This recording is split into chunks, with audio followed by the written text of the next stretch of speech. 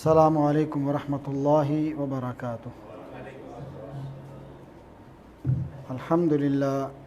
للہ وکفا والصلاة والسلام علی عبادہ الذین اصطفیٰ،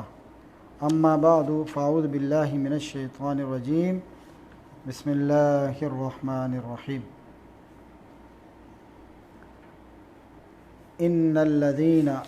فتنوا المؤمنین والمؤمنات ثم لم يتوبوا فلهم عذاب جہنم ولهم عذاب الحریق۔ ان الذین آمنوا وعملوا الصالحات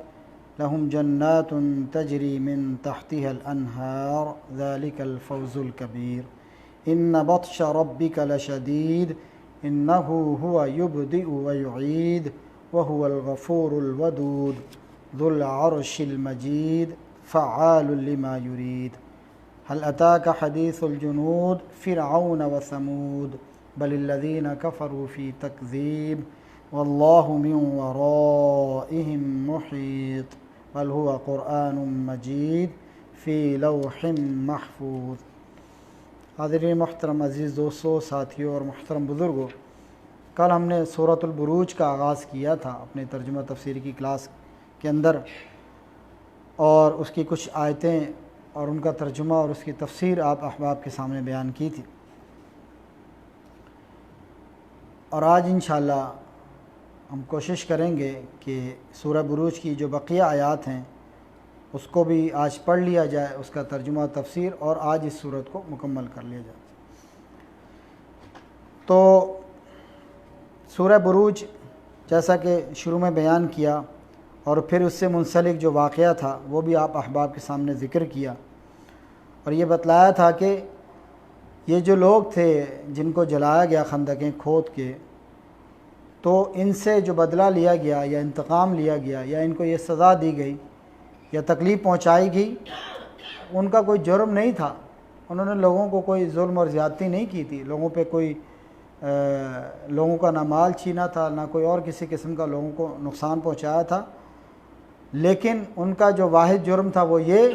کہ وہ اللہ رب العالمین جو غالب ہے، تعریف کیا گیا یا تعریف کے لائق ہے، اس اللہ رب العالمین پر ایمان لانا، یہ ان کا واحد جرم ہے۔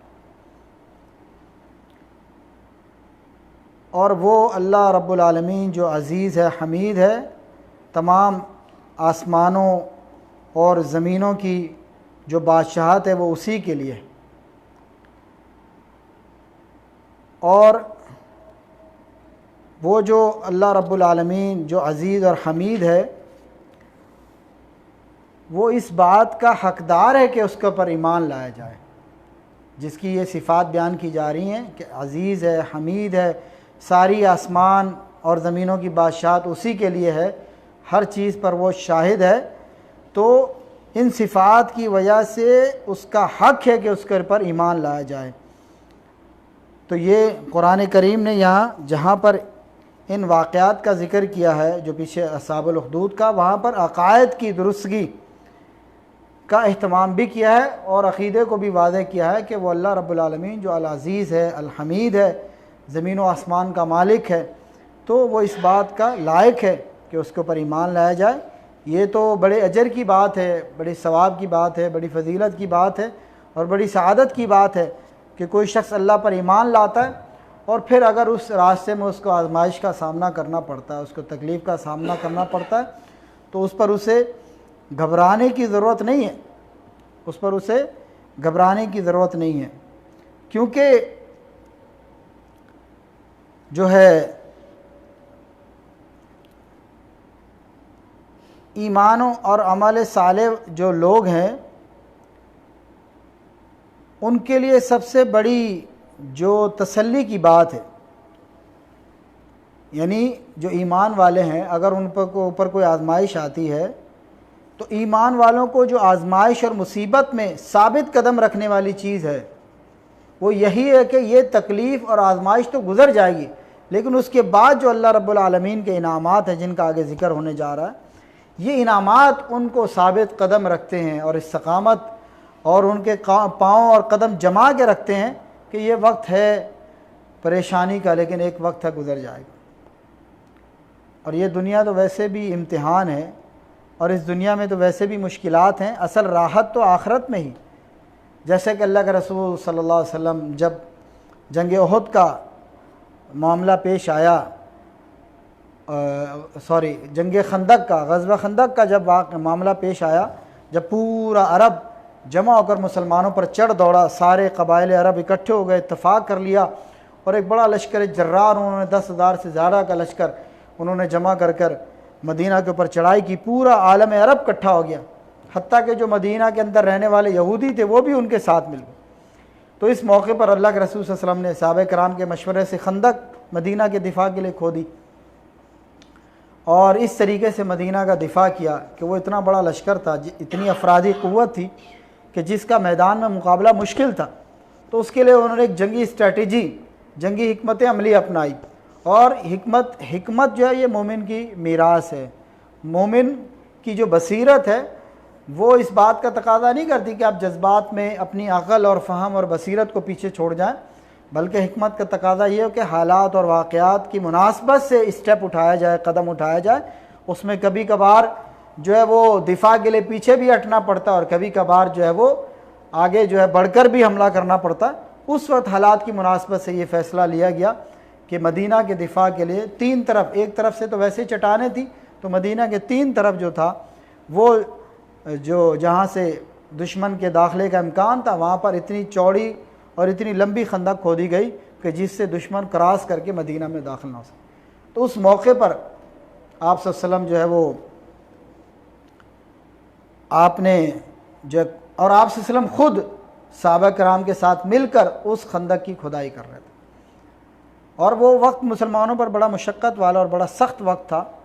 یعنی ایک تو یہ کیفیت تھی کہ دشمن کا خوف تھا، اور دوسرا تمام قسم کی جو رسد کا جو سلسلہ تھا وہ بند ہو چکا تھا، اور فاقہ کشی کی ایک کیفیت تھی. تو اس وقت مسلمان یعنی بھوک کے عالم میں تھے، اور افلاس کے عالم میں تھے، اور خوف کے عالم میں تھے. اور اس وقت میں مسلمانوں نے اللہ کے رسول کے سامنے اس بات کا ذکر بھی کیا کہ ہم نے تو بھوک کی وجہ سے پیٹ پر پتھر باندھے ہوئے. تو آپ صلی اللہ علیہ وسلم نے بھی ان کو بتلایا کہ میں نے بھی پتھر باندھے، ایک کی جگہ 2 پتھر. اور آپ صلی اللہ علیہ وسلم ان صحابہ کے ساتھ مل کر شانہ بشانہ اس خندق کی کھدائی میں شامل. تو ایک موقع پر آپ صلی اللہ علیہ وسلم نے جب خندق کھود رہے تھے تو یہ الفاظ کہے کہ اللہم لا عیش الا عیش الاخرہ، کہ یا اللہ دنیا کی زندگی تو کوئی زندگی نہیں، زندگی تو آخرت کی زندگی، زندگی تو آخرت کی زندگی، یا اللہ انصار اور مہاجرین کو معاف کر دے. تو کہنے کا مقصد یہ ہے کہ مشقت اور تنگی آتی ہے، لیکن یہ دنیا کی زندگی یہ ویسے بھی انسان چاہے کتنی ہی اس کے پاس آسائشیں ہوں، لیکن یہ اصل زندگی راحت کی زندگی نہیں ہے. آپ کے پاس دولت ہے، آپ کے پاس اختیار ہے، آپ کے پاس ساری سہولتیں نعمتیں، اس کے باوجود بھی آپ کسی نہ کسی ڈپریشن میں، کسی نہ کسی ٹینشن میں، کسی نہ کسی مسئلے کا شکار رہتے ہی. تو یہ دنیا تو مشقت کی جو ہے وہ دنیا ہے، یہ دنیا تو تکلیفوں ہی کی زندگی ہے، اصل راحت جو ہے وہ آخرت کی راحت. تو اس لیے مومن کا جو مطمع نظر ہوتا ہے، مومن کا جو فوکس ہوتا ہے، اور مومن کی جو نظر ہوتی ہے وہ آخرت کے اوپر ہوتی ہے کہ دنیا کتنی ہے، چند روزہ زندگی ہے، 60-65 سال، اور اس میں بہت سارا وقت انسان کا مختلف مشغولیات میں گزر جاتا ہے، چند ایام اور چند سال اسے ملتے ہیں. تو اس دنیا کے لیے اپنی آخرت کو برباد کر دینا یہ کسی عقل مند کے لائق نہیں. تو اللہ رب العالمین نے ایمان والوں کا ذکر فرمایا کہ ان الذین فتنوا المؤمنین والمؤمنات ثم لم يتوبوا فلهم عذاب جہنم ولهم عذاب الحریق. پیچھے تو ذکر کیا ان لوگوں کا، پھر فرمایا اہل ایمان کو یعنی تسلی دی جا رہی ہے کہ بے شک وہ لوگ جنہوں نے مومن مردوں اور مومن عورتوں کو آزمائش میں ڈالا، فتنے میں ڈالا، مشقت میں ڈالا، تکلیف میں ڈالا، ثم لم یتوبوا، اور پھر انہوں نے توبہ نہیں کی، فلہم عذاب جہنم ولہم عذاب الحریق، تو ان کے لیے جہنم کا عذاب ہے اور ان کے لیے جلانے کا عذاب ہے. ہم اور آپ سوچ سکتے ہیں کہ جہنم کا جب ذکر کر دیا تو پھر الگ سے جلانے کا ذکر کیوں کیا، کہ جہنم میں تو آگ ہی ہوتی ہے. نہیں میرے بھائی، جہنم میں کئی قسم کے عذاب ہوں گے، اور سب سے جو سخت عذاب ہوگا وہ جلانے کا عذاب. جہنم میں ٹھنڈک کا بھی عذاب ہے، جہنم میں کیڑے مکوڑوں کا بھی عذاب ہے، جہنم میں اور بہت ساری عذاب کی شکلیں اور صورتیں اور وادیاں ہیں. کسی کو خون کی نہر میں غوطے دیے جا رہے ہوں گے، کسی کو کسی جگہ کون سا عذاب دیا جا رہا ہوگا، مختلف قسم کے عذاب ہیں، لیکن جو سب سے سخت عذاب ہے وہ جلانے کا عذاب ہے۔ اور اسی لیے یہاں پر ذکر کیا، جہنم کا ذکر کرنے کے بعد پھر تاکیداً ذکر کیا کہ جہنم میں بھی ڈالنے کے بعد ان کو سب سے زیادہ سخت عذاب ہوگا یہ اہل ایمان کو تکلیف دینے کے نتیجے میں۔ اس لیے ہمیں اور آپ کو چاہیے کہ ہم دنیا میں بھی کسی مومن کو کوئی تکلیف نہ دیں، اپنے ہاتھ اور اپنی زبان سے کوشش کریں کسی مسلمان کو تکلیف نہ پہنچے۔ تو فرمایا کہ لیکن ساتھ ہی ساتھ اللہ تعالیٰ نے اپنی جو صفت رحیمی ہے اس کا بھی ذکر کر دیا کہ ہوں گے وہ ظالم لوگ، لیکن اگر انہوں نے توبہ کر لی تو ان کے سارے ظلم اور گناہ اور ان کی کوتاہیاں اور غلطیاں اللہ تعالیٰ معاف کر دے گا۔ ثم لم یتوبوا، یعنی اہل ایمان کو انہوں نے تکلیف تو پہنچائی، پھر اس کے بعد مزید زیادتی یہ کی کہ انہوں نے توبہ نہ کی، تو اس صورت میں ان کے لیے جہنم کا عذاب ہوگا اور جلانے کا عذاب ہوگا۔ لیکن گنجائش نکال دی، یہاں پہ صاحب تفسیر بیان کرتے ہیں کہ فتنے کا معنی کھرے کھوٹے کی آزمائش کے لیے سونے کو آگ میں ڈالنا، اور یہ لفظ جلانے، ستانے، عذاب دینے اور حق سے برگشتہ کرنے کی کوشش کرنے کے معنی میں بھی استعمال ہوتا ہے۔ اور ان الذین فتنوا سے مراد وہی اصحاب الاخدود ہیں، خندقوں والے ہیں جنہوں نے اہل ایمان کو آگ کی خندقوں میں ڈالا، اور کفار قریش اور بعد میں آنے والے وہ تمام ظالم، یعنی صرف اصحاب الاخدود نہیں بلکہ اس کے بعد بھی آنے والے وہ قریش کے، مکہ کے قریش کفار، اور بعد میں بھی آنے والے وہ تمام ظالم جو انواع و اقسام کے عذاب دے دے کر اہل ایمان کو ایمان سے ہٹانے کی کوشش کرتے ہیں۔ اللہ اکبر۔ تو فلہم عذاب جہنم ولہم عذاب الحریق، جہنم میں کئی طرح کا عذاب ہے لیکن سب سے سخت عذاب جلنے کا، اس لیے اہل ایمان کو جلانے والوں کا حسب حال پھر یہ کہ چونکہ مناسبت ہے نا، اہل ایمان کو بھی انہوں نے جلانے کا عذاب دیا تھا، جو خندقوں میں انہوں نے خالی ایسے ہی نہیں ڈال دیا تھا بلکہ ان خندقوں میں آگ کو بھڑکایا تھا، اور اس آگ جلتی ہوئی آگ میں اہل ایمان کو ڈالا تھا۔ تو اس مناسبت سے اللہ تعالیٰ نے فَلَهُمْ عَذَابُ جَهَنَّمَ وَلَهُمْ عَذَابُ الْحَرِيقِ، جہنم کا عذاب ہوگا اور جہنم کے اندر پھر جلانے کا عذاب ہوگا۔ اس مناسبت سے جیسے اہل ایمان کو انہوں نے جلایا، اسی کے مناسبت سے کہا گیا کہ ایسے لوگوں کے لیے بھی جلنے کا عذاب ہوگا، جہنم میں بھی ڈالا جائے گا اور جلنے کا عذاب ہوگا۔ اور پھر ثم لم یتوبوا، اللہ تعالیٰ کی شان کریمی دیکھیے، اہل ایمان کو جلانے والوں کو بھی جہنم کی سزا تب سنائی جب وہ توبہ کے بغیر مر جائیں گے، اور اگر وہ توبہ کر لیتے ہیں تو اس سے ان کے تمام گناہ معاف ہو جائیں گے۔ اس سے توبہ کی ترغیب بھی ثابت ہوتی ہے کہ بھائی جتنے بھی ظلم اور زیادتی کر لو، لیکن اگر تمہیں ندامت ہو جائے، احساس ہو جائے، شرمندگی ہو جائے، رجوع کر لو، توبہ استغفار کر لو، مغفرت کر لو، بخشش کر لو اور اپنے رب سے معافی مانگ لو، اس صورت میں بھی اتنے بڑے بڑے جرائم کے باوجود بھی اللہ تعالیٰ تمہیں معاف کرنے پر قادر ہے۔ توبہ کی بھی ترغیب ہے کہ اگر قل یا عبادی الذین اسرفوا علی انفسہم لا تقنطوا من رحمت اللہ، آپ فرما دیجئے میرے اس بندوں سے جنہوں نے اپنی جانوں پر ظلم کیا کہ اللہ کی رحمت سے لا تقنطوا من رحمت اللہ، اللہ کی رحمت سے مایوس نہ ہو، ان اللہ یغفر الذنوب جميعا، بے شک وہ تمام گناہوں کو معاف کرنے والا ہے، وہ غفور رحیم۔ اللہ اکبر۔ ان الذین آمنوا وعملوا الصالحات لهم جنات تجری من تحتها الانہار ذلک الفوز الکبیر، بے شک وہ لوگ جو ایمان لائے اور نیک اعمال کیے ان کے لیے باغات ہیں جس کے نیچے سے نہریں بہتی ہیں، اور یہ بڑی عظیم کامیابی ہے۔ تو یہاں ایمان اور اعمال صالحہ والے لوگوں کے لیے جنت کی بشارت کے ذکر کی دو مناسبتیں، ایک تو یہ کہ اگر مسلمانوں کو ستانے والے لوگ بھی ایمان لا کر اعمال صالحہ کرنے والے بن جائیں، باوجود یہ کہ اہل ایمان کو ستانے والے تھے۔ قریش مکہ میں کتنے لوگ تھے جو شروع اسلام میں مسلمانوں پر ظلم و ستم کرنے والے تھے، حضرت عمر فاروق رضی اللہ تعالیٰ عنہ کو دیکھ لیں، شروع میں اسلام کے کتنے کٹر مخالف تھے، لیکن بعد میں اللہ تعالیٰ نے ایمان کی دولت سے نوازا، ایمان کی توفیق عطا فرمائی، تو اسلام کے کتنے بڑے وہ یعنی مویت، اسلام کے کتنے بڑے یعنی قوت فراہم کرنے والے، اسلام کو کی نصرت کرنے والے اور اسلام کو غالب کرنے والے، اور کتنے اسلام کے عظیم وہ خلیفہ بنے اور کتنے بڑے صحابی بنے، کتنا بڑا رتبہ انہوں نے حاصل کیا، لیکن ابتدا ان کی اگر دیکھیں تو اسلام کے سخت کٹر مخالفین میں سے تھے۔ اور اس طرح کئی لوگوں کی، ابو جہل کا بیٹا حضرت اکرمہ رضی اللہ تعالیٰ عنہ فتح مکہ تک کافر رہے اور مسلمانوں کے خلاف تمام لشکروں اور جنگوں میں انہوں نے آگے بڑھ کر لشکروں کی قیادت کی، بلکہ اس وقت میں بھی مکہ سے فرار ہو گئے تھے، لیکن بعد میں وہی اسلام کے عظیم مجاہد بنے۔ تو کہنے کا مقصد یہ کہ یہاں ایمان اور اعمال صالحہ والے لوگوں کے لیے جنت کی بشارت کے ذکر کی دو مناسبتیں. ایک تو یہ کہ اگر مسلمانوں کو ستانے والے، ظلم کرنے والے، زیادتی کرنے والے لوگ بھی ایمان لے آئیں اور اعمال صالحہ کرنے والے بن جائیں، توبہ طائب ہو جائیں، ان کے لیے بھی وہ باغات ہیں جن کے نیچے سے نہریں بہتی. کتنی بڑی، یعنی اللہ تعالیٰ کتنا غفور رحیم ہے، کتنا اپنے بندوں پر مہربان ہے. اسی لیے تو کہا جاتا ہے کہ 70 ماؤں سے بھی زیادہ، اور کتنی اس کی رحمت ہے. رحمت کے 100 درجے جن میں سے ایک درجہ اس نے ماں کو عطا کیا. تو وہ اپنے بندوں پر کتنا مہربان ہے کہ جن کا وہ خالق ہے، مالک ہے، رازق ہے، سب قسم کی نعمتیں بھی دیتا ہے، پھر بھی لوگ اس کے در سے منہ موڑتے ہیں، اس کے در کو چھوڑ کے کسی اور کے در پہ جاتے ہیں، اس کی عبادت کے بجائے کسی اور کی عبادت کرتے ہیں، اس کے ساتھ دوسروں کو شریک ٹھہراتے ہیں. پھر بھی وہ اپنے بندوں سے کہتا ہے آؤ پلٹ آؤ، یا عبادی الذین اسرفوا علی انفسہم لا تقنطوا من رحمت اللہ. پھر بھی وہ یہ پکارتا کہ آؤ پلٹ آؤ، توبہ کر لو. آسمان دنیا پر رات کے آخری پہر میں آ کر کہتا کہ آؤ، کون ہے جو اپنے گناہوں کو بخشش کروا سکے، مغفرت کروا سکے، توبہ کر سکے، اپنی حاجات، مشکلات، ضروریات کو میرے سامنے پیش کرے، میں اس کی ضروریات کو پورا کروں گا، اس کی بخشش کروں گا، اس کو معاف کر دوں. تو دوسری مناسبت یہ کہ ایمان اور اعمال صالحہ کے حامل وہ مسلمان جن کو بھٹیوں کی آزمائشوں میں،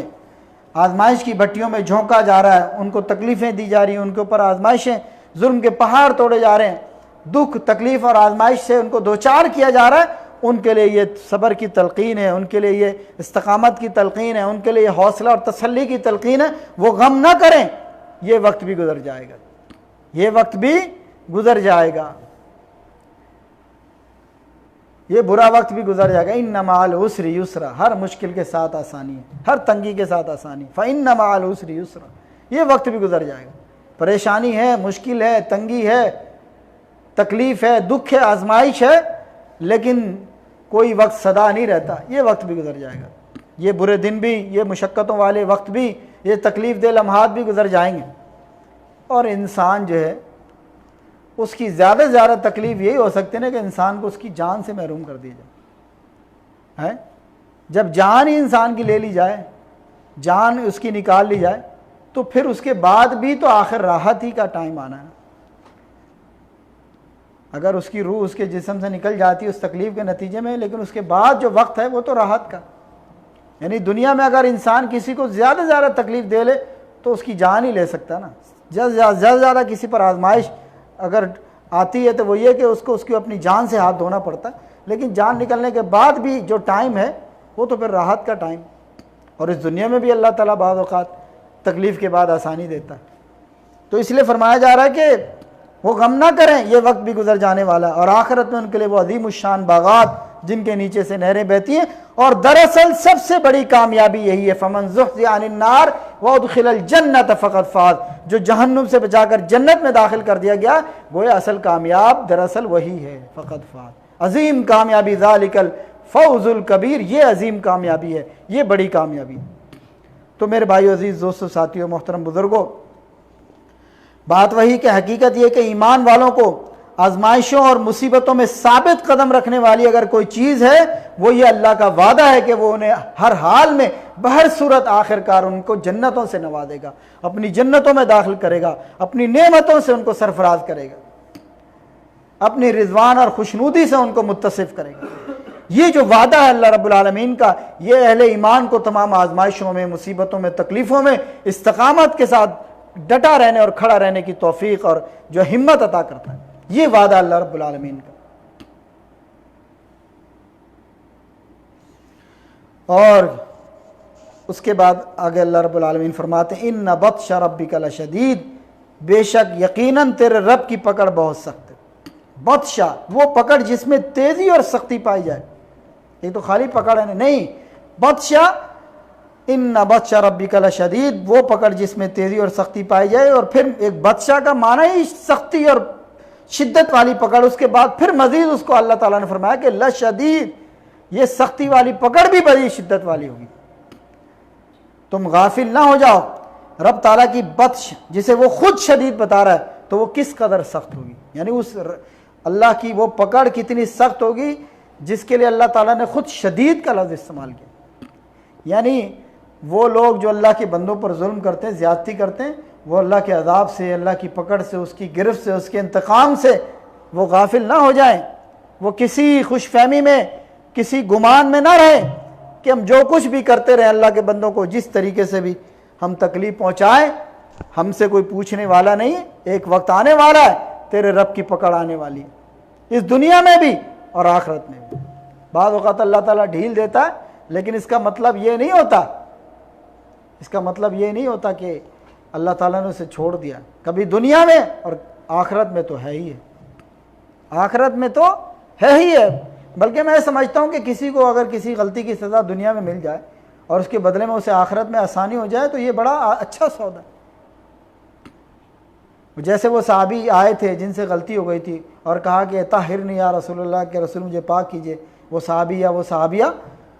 اور کسی نے کہا کہ اللہ تعالیٰ نے تمہارا جو ہے وہ عیب یا پردہ چھپایا تھا، کہا کہ آخرت کی جو سخت ہے اور پکڑ ہے، جو جہنم کی سختی ہے یا آخرت کی قیامت کی جو رسوائی ہے، اس سے ڈرتے ہوئے۔ یہ ایک مومن کے دل کے اندر ہوتا ہے کہ پہلے بات غلطی نہیں کرنی، اور اگر غلطی ہوئی تو اس پہ شرمسار ہونا، ندامت کرنا، اس کی تلافی کی کوشش کرنا کہ آخرت کی پکڑ جو ہے وہ بڑی سخت ہے، دنیا میں اپنا معاملہ کلیئر کر لیا جائے۔ اور خاص طور پہ اسی طریقے سے لینے دینے کے معاملات میں انسان فراڈ کر لیتا، دھوکہ کر لیتا، سوچتا اگلے کو میں نے بیوقوف بنا لیا، اس کا مال میں نے غصب کر لیا، میں نے جو ہے وہ اپنی جیب بھر لی، تجوری بھر لی۔ نہیں میرے بھائیوں، دنیا میں تو یہ کر لو گے، آخرت میں جو اس کا بدلہ دینا پڑے گا۔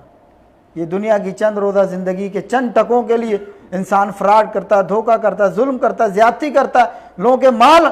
غصب کرتا ہے، ہڑپ کرتا ہے، یہ چند روزہ زندگی کے لیے، جس کا اسے بھرپائی، جس کی تلافی اسے آخرت میں ہمیشہ ہمیشہ کے عذاب کی صورت میں اور جہنم کی صورت میں دینی پڑے گی۔ وہ لوگ تو جو لوگ بیچارے لٹ جاتے ہیں یا جن کے ساتھ ہاتھ ہو جاتا ہے یا جن کے ساتھ دھوکہ اور فراڈ ہو جاتا ہے، ان کے لیے تو پھر بھی جو ہے صبر کریں گے، اللہ اس پہ اجر دے گا، اور آخرت میں بھی جو ہے اللہ تعالیٰ اس شخص سے جس سے اس نے حق لینا اس کی نیکیاں دے گا، یا اس کے گناہ اس پہ ڈال کر اس کو جنت میں اور اس کو جہنم میں بھیج دے گا۔ اس کے لیے تو جو ہے کوئی خسارے کا سودا نہیں۔ وقتی طور پہ انسان کو دھچکا لگتا ہے، پریشانی ہوتی ہے، لیکن انسان اگر حوصلہ کر لے، صبر کر لے، اللہ تعالیٰ سے حساب کی امید کر لے، اللہ تعالیٰ سے اجر کی امید کر لے، قیامت کے دن کے حساب کا وہ یقین کر لے کہ میرا جو حق ہے وہ دبایا نہیں جائے گا، دنیا میں شاید دبا لیا جائے لیکن آخرت میں مجھے اس کا بدلہ ملنا، تو اس کے دل کو حوصلہ اور تسلی اور صبر ہو جاتا ہے۔ ورنہ تو بہت سارے لوگ جو ہیں وہ، میرے کزن تھے آج کل یہیں پہ، اپنے ملک میں تھے، تو انہوں نے ایک بڑا کانٹریکٹ لیا۔ وہ جو کانٹریکٹر تھا بیچ کی پارٹی تھے، یہ ڈائریکٹ ان کا کانٹریکٹ نہیں تھا، کسی کانٹریکٹر نے کانٹریکٹ لے کے پھر ان کو دیا، ان سے کام کروائے، پیسے کھا گیا لاکھوں روپے۔ اور یہ بیچارہ متوسط طبقے کا مزدور آدمی، اس نے اپنے لیبر لگا کے وہ کام دنوں میں اور راتوں میں اس کو نپٹایا کہ اگلوں کی ڈیمانڈ تھی، کوئی بڑا پروجیکٹ تھا، اپنی وائف کے زیور بیچ کے اس نے مزدوروں کی مزدوری اپنی جیب سے دی، اور آگے اس ظالم نے اسے پیسے نہیں دیے۔ لیکن پھر یہی سوچ کر، یعنی حقیقت میں جو ہے حالات ایسے ہو گئے تھے جیسے بندہ پاگل ہو جاتا ہے، جو مزدور ہیں وہ تقاضا کر رہے ہیں، اگلا آدمی پیسے نہیں دے رہا اور وہ دھمکیاں الٹا لگا رہا ہے، رسوخ والا، پیسے والا، وائف کے زیور بیچ کے لوگوں کی مزدوریوں کے پیسے دیے۔ لیکن پھر ان کے والد نے ان کو تسلی دی، بیٹا کوئی بات، حوصلہ کرو، اللہ تعالیٰ اور دے دے گا، لیکن آخرت میں تو اس کا تمہیں بدلہ ملے گا۔ یہ چیز حوصلہ پکڑا، نہیں تو ایسی باتوں سے انسانوں کے دماغ خراب ہو جاتے ہیں، لوگ ہوش و حواس کھو بیٹھتے ہیں، ہوش و حواس سے بیگانہ ہو جاتے ہیں، لوگ پاگل ہو جاتے ہیں، کسی کا بڑا نقصان ہو جائے تو لوگ ہوش و حواس سے کھو بیٹھتے ہیں۔ لیکن جس بندے کے اندر ایمان ہو یا کوئی سمجھانے والا ہو تو پھر یہ چیز اسے، انسان کو استقامت، صبر اور حوصلہ دیتی ہے۔ بہرحال اللہ رب العالمین کی پکڑ بڑی سخت ہے۔ فرمایا کہ رب تعالیٰ کی پکڑ بہت سخت ہے، اور اہل ایمان کو ایذا پہنچانے والوں کو ڈرایا جا رہا ہے کہ تمہارے رب کی پکڑ بہت سخت ہے، اس سے بچ جاؤ۔ فرمایا دوسری جگہ پہ وَكَذَلِكَ أَخْذُ رَبِّكَ إِذَا أَخَذَ الْقُرَى وَهِيَ ظَالِمَةٌ إِنَّ أَخْذَهُ أَلِيمٌ شَدِيدٌ۔ تیرے رب کی پکڑ ایسی ہوتی ہے کہ جب وہ بستیوں کو اس حال میں پکڑتا ہے کہ وہ ظلم کرنے والی ہوتی ہے، تو یقیناً اس کی پکڑ دردناک اور بڑی سخت ہوتی ہے۔ اور انہو ہوا یبدی و یعید، بے شک وہی پہلی مرتبہ پیدا کرتا اور وہی دوبارہ پیدا کرنے والا ہے۔ تو یہ نہ سمجھنا کہ دنیا میں تمہارے ظلم پر کوئی آدمی کو دنیا میں اس کا بدلہ نہ ملا، اس کے ظلم کا، دنیا میں اس کی پکڑ نہ ہوئی، دنیا میں اس کی رسی لمبی ہو گئی، ڈھیل اس کو مل گئی، اس سے یہ نہ سمجھے کہ مرنے کے بعد بھی اس سے بات پرس نہیں ہوگی۔ اگر دنیا میں اس نے بدلہ نہ دیا، دنیا میں اس نے تلافی نہ کی، دنیا میں اس سے اس کا بدلہ نہ لیا گیا، وہ یہ نہ سمجھے، کسی خوش فہمی میں نہ رہے کہ مجھے آخرت میں بھی چھوڑ دیا جائے گا۔ فرمایا کہ اگر دنیا میں تمہارے ظلم و ستم پر باز پرس نہ ہوئی تو مرنے کے بعد بھی نہ ہوگی، یہ غلط فہمی نہ رہنا۔ جس نے تمہیں پہلے پیدا کیا وہی تمہیں دوبارہ زندہ کر کے تمہارے اعمال کی جزا اور سزا تمہیں دے دے گا۔ وہ اس بات پر قادر ہے، جس نے پہلی دفعہ تمہیں پیدا کیا وہ دوبارہ تمہیں زندہ کر کے پیدا کر کے اور تمہیں اپنے سامنے کھڑا کر کے تم سے حساب و کتاب لے لے گا۔ وہ اس بات پر قادر ہے۔ اس لیے وہ لوگ جو ظلم کرتے ہیں، زیادتی کرتے ہیں، لوگوں کا حق غصب کرتے ہیں، ہڑپ کرتے ہیں، لوگوں کے حقوق مارتے ہیں، غافل نہ رہیں، لاغرض ہو کے نہ بیٹھ جائیں، بے فکر ہو کے نہ بیٹھ جائیں۔ یا ایسے ایسے واقعات بھی سننے میں آتے ہیں کہ کسی ہمارے بھائی عبدالرزاق بتا رہے تھے کہ کسی بندے نے ان کے اسی طریقے سے کام کیا اور پیسے کھا لیے، یعنی کام انہوں نے کیا، آگے وہ جو تھا صاحب مکان جس نے اپنے گھر کا کام کروایا یا محل کا کام کروایا، پیسے کھا لیے، پیسے نہ دیے۔ تو اس کو کہا کہ یار آج تو نہیں دیا، دنیا میں قیامت کے دن تو دینا پڑے گا۔ کہتا تمہاری جیب میں کچھ ہے وہ بھی دے دو، اکٹھے قیامت کے دن لے لینا۔ ایسے ایسے ظالم لوگ بھی، اور ایسے اہل ایمان بھی ہیں جن کے اندر اللہ نے ایمان کی رتی رکھی ہے کہ ان کو کہا کہ یار ابھی نہیں دیا، قیامت کے دن بڑا بھاری جرمانہ ادا کرنا پڑے گا، وہ ڈر گئے اور انہوں نے ادا کر دیا۔ ایسے اہل ایمان بھی ہیں۔ یہ دنیا رنگ برنگی لوگوں سے بھری پڑی، یعنی ایسے ظالم بھی ہیں جو کہتے ہیں جو تمہاری جیب میں وہ بھی دے دو، اکٹھا ہی حساب قیامت کے دن لینا۔ اللہ کے عذاب سے، اس کی پکڑ سے اتنے بے خوف اور لاغرض ہو کے بیٹھے ہوئے۔ اور ایسے بھی ہیں کہ ان کو ڈرایا گیا تو وہ ڈر گئے اللہ کے خوف سے، اس کی پکڑ سے، جو ہے وہ خوف میں آ گئے اور انہوں نے اس بندے کا حق ادا کر دیا۔ اللہ اکبر۔ وَهُوَ الْغَفُورُ الْوَدُودُ۔ اللہ کے قہر و جلال کے ذکر کے ساتھ ساتھ اس کی صفت رحمت کا تذکرہ بھی فرمایا کہ وَهُوَ الْغَفُورُ الْوَدُودُ، جہاں اس کی پکڑ بڑی سخت ہے وہیں پہ وہ معاف کرنے والا بھی اور محبت کرنے والا بھی۔ ذو العرش المجید، اور اس عرش کا مالک ہے اور بڑی شان والا ہے۔ ذو العرش المجید یا بڑی شان والے عرش کا مالک ہے۔ تو یہ اس لیے ذکر کیا کہ اگر تم توبہ کر لو، یعنی ظلم کیا، زیادتی کیا، لیکن اگر پلٹ آؤ، ندامت اختیار کر لو، شرمسار ہو جاؤ، رجوع کر لو، توبہ کر لو، تو وہ بے حد بخشنے والا بھی ہے۔ سختی کا بھی ذکر کیا، اس کی پکڑ کا بھی ذکر کیا، لیکن ساتھ اس کی رحمت کا اور اس کی محبت کا ذکر بھی کر دیا کہ اگر پلٹ آؤ، اب بھی پلٹ آؤ، اب بھی تمہیں توفیق مل جائے، رجوع کر لو، استغفار کر لو، شرمندہ ہو جاؤ، توبہ کر لو، تو وہ اللہ بڑا معاف کرنے والا، محبت کرنے والا۔ یہ ساتھ تسلی بھی دے دی۔ فعال لما یرید، جو چاہے اسے کر گزرنے والا ہے، یعنی وہ تمہاری طرح جو ہے، یعنی اللہ تعالیٰ ودود، بندوں کا دشمن نہیں بلکہ محبت کرنے والا، سزا اس کو دیتا ہے جو سرکشی پر اتر آئے، جو توبہ کر لے، اپنے ظلم سے باز آ جائے، اس کے لیے محبت کرنے والا ہے۔ اور اسی طریقے سے فعال لما یرید، تمہاری طرح معمولی اور عارضی اقتدار والا نہیں ہے بلکہ اس عرش عظیم کا مالک ہے جو زمین و آسمان اور ان کے درمیان خلا سے بھی بڑا ہے۔ اور نہ وہ تمہاری طرح کم ظرف ہے کہ معمولی سی قدرت ملے تو ظلم پر اتر آئے، بلکہ وہ بڑی شان والا ہے، ذو العرش المجید، فعال لما یرید۔ اور نہ وہ تمہاری طرح بے بس ہے کہ مجبور ہو کر اپنے ارادے ترک کرنے پڑ جائیں، بلکہ وہ جو چاہے کر گزرنے والا ہے۔ یعنی وہ بڑی شان والا بھی ہے اور بڑے قوت اور اقتدار اور اختیار والا بھی ہے، جو چاہے کر گزرنے والا ہے، تمہاری طرح بے بس نہیں ہے،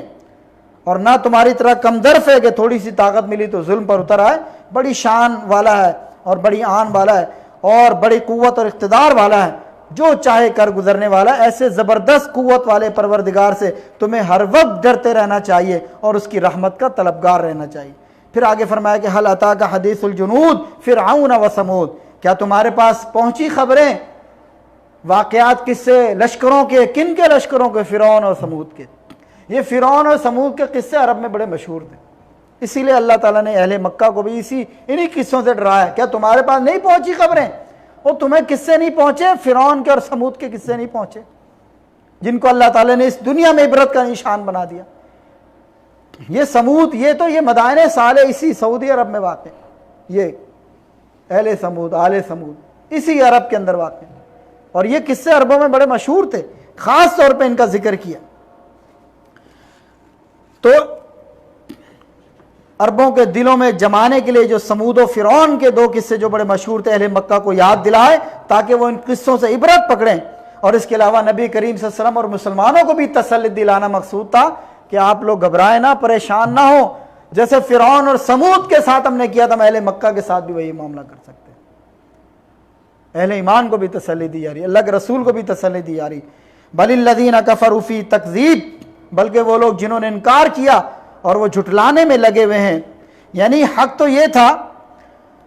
کہ پہلے سرکشوں کا انجام دیکھ کے یہ فرعون اور سمود کے قصے سن کے اہل مکہ عبرت پکڑتے، ان کے انجام سے سبق لیتے، ایمان لے آتے، مگر یہ تو جھٹلانے میں لگے ہوئے ہیں۔ بل الذین کفروا فی تکذیب، بلکہ انہوں نے کفر بھی کیا اور جھٹلانے میں بھی لگے ہوئے، واللہ من ورائہم محیط، جبکہ اللہ تعالیٰ ان کو ہر طرف سے گھیرے ہوئے ہے، پیچھے سے آگے سے، اور انہیں یاد رکھنا چاہیے کہ اللہ تعالیٰ کا اقتدار اور اختیار اور اس کی قوت، وہ ان کو چاروں طرف سے گھیرے ہوئے، جب چاہے پکڑ لے۔ ایسا نہیں کہ اللہ کی پہنچ سے دور ہے، اللہ نے ان کو گھیرا ہوا ہے، جب چاہے، جہاں چاہے، جس وقت چاہے اور جس جگہ سے چاہے ان کو پکڑ سکتا ہے۔ واللہ من ورائہم محیط، وہ اللہ کے احاطے میں، اللہ کی پکڑ میں، اللہ کی قدرت میں، اللہ کے اقتدار اور اختیار کے اندر ہیں، اللہ کی طاقت سے باہر نہیں ہے۔ یہ اللہ نے انہیں ڈھیل دی ہوئی ہے، مہلت دی ہوئی ہے۔ بل ہوا قرآن مجید،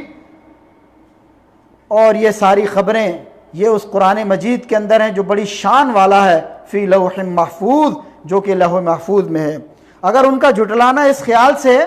کہ یہ اللہ کا کلام نہیں ہے، یہ جو قصے بیان ہو رہے ہیں یہ اللہ کا کلام نہیں، یہ جو اللہ کا رسول نبی کریم صلی اللہ علیہ وسلم جو باتیں بتلاتے ہیں، جو آیتیں بتلاتے ہیں، ان کا خیال ہے کہ یہ کلام الہی نہیں ہے، یا یہ شیطان اللہ کے رسول کو کہتے تھے آپ کے اوپر جادو ہو گیا، آپ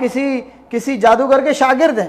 آپ کاہن ہو، آپ ساحر ہو، آپ کو کوئی جادوگر آ کے کان میں، کوئی جنات آ کے آپ کے کان میں جو ہے وہ پھونکتے ہیں، وہی آپ ہمیں باتیں سناتے ہو۔ تو اللہ تعالیٰ فرماتا ہے کہ ان کا جھٹلانا اگر اس خیال سے کہ یہ اللہ کا کلام نہیں یا اس میں کسی شیطان کا دخل ہے تو ان کی یہ بات بھی غلط ہے، بلکہ یہ بڑی شان والا قرآن ہے۔ بل ہوا قرآن مجید فی لوح محفوظ، کسی شیطان کا اس میں دخل نہیں ہو سکتا، اس لیے کہ اس لوح محفوظ سے اس قرآن کو اتارا گیا۔ یہ قرآن لوح محفوظ کے اندر محفوظ ہے، اور وہاں سے حسب موقع اللہ کے رسول پر وقت بوقت، موقع بموقع، آیتیں در آیتیں، صورتیں در صورتیں یہ نازل ہوتی رہی ہیں۔ تو یہ ایسے لوح محفوظ میں ہے جس کی حفاظت فرشتوں کے ذریعے کی جاتی ہے، کسی شیطان کا وہاں دخل نہیں ہو سکتا، نہ اس کے کلام الہی ہونے میں کوئی شبہ ہو سکتا۔ اگر انہیں کوئی شبہ ہے تو اس جیسا کوئی قرآن، کوئی آیت، کوئی ٹکڑا بنا کے لے آئیں، اور اگر یہ نہیں کر سکتے تو اس کے کلام الہی ہونے میں کوئی شبہ باقی نہیں رہ جاتا۔ اللہ تعالیٰ سے دعا ہے جو کچھ کہا سنا گیا اللہ تعالیٰ اس پر عمل پیرا ہونے کی توفیق عطا فرمائے۔ یہ ہمارے اسبوعی دروس کا آخری درس تھا، انشاءاللہ عید الاضحیٰ کے بعد یہی ہفتہ وار کلاسز کا سلسلہ یہیں سے انشاءاللہ ہم اس کو شروع کریں گے۔ وآخر دعوانا ان الحمدللہ رب العالمین۔ جمعہ کا درس ہوگا انشاءاللہ، شیخ کا اعلان بھی کیا جائے گا، تمام ساتھیوں سے درخواست ہے یہ آخری درس ہے عید الاضحیٰ کی چھٹیوں سے پہلے، بھرپور شرکت کریں، اپنے ساتھیوں اور دوستوں کو بھی اس میں دعوت دیں۔ وقولوا قولی ھذا واستغفر اللہ لی ولکم ولسائر المسلمین، وآخر دعوانا ان الحمدللہ رب العالمین، والسلام علیکم ورحمۃ اللہ وبرکاتہ۔